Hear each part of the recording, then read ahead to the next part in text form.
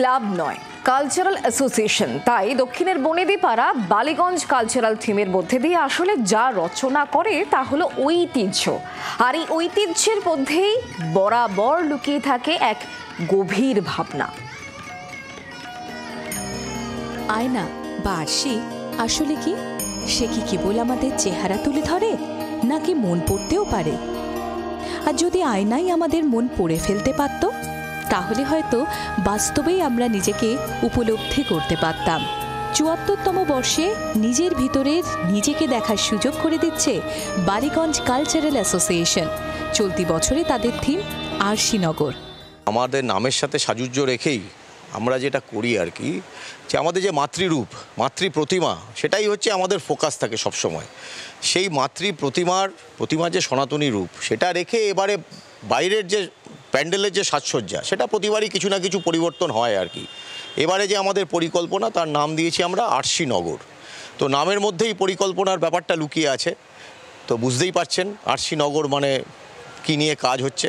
তবে যেটা সবার মাথায় আসে আরশিনগর শুনলেই, তার কিন্তু একটা একদম অন্য ধরনের ইউজ। এর বেশি আমি আর কিছু বলবো না। তারপরে দেখতে হলে আসতেই হবে বালিগঞ্জ কালচারাল অ্যাসোসিয়েশন। এই মণ্ডপের অন্তর্নিহিত অর্থ হচ্ছে যে আমরা সবসময় তো আমাদের নিজেদেরকে আয়নার সামনে দাঁড়িয়ে দেখি, কিন্তু যেটা দেখি সেটা তো উল্টো দেখি। মিরর তো কখনো সোজা দেখায় না। তবে বাহ্যিক রূপটা দেখি, আমাদের আড়ম্বরটা যেটা দেখি আমরা, কিন্তু আমাদের ভেতরটা কি সেটা কি আমরা দেখতে পাই? সেই দেখার ব্যাপারটা এখানে একটা রূপক হিসেবে ব্যবহার করা হয়েছে। কি বলবো, মানে লক্ষ লক্ষ ছোট ছোট আয়না দিয়ে সেটাকে দেখানো হয়েছে একটা অন্যরকমভাবে। ২০২২ থেকে প্রতিমায় সাবেকিয়ানা রেখে পুরো দস্তুর থিমের জোয়ারে মেশে বালিগঞ্জ কালচারাল।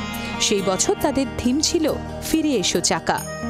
या मंगलमयी देवी ज्ञानालोक स्वरूपिणी, या रक्तांबरधरा नित्या, या सूर्याग्रगामिनी,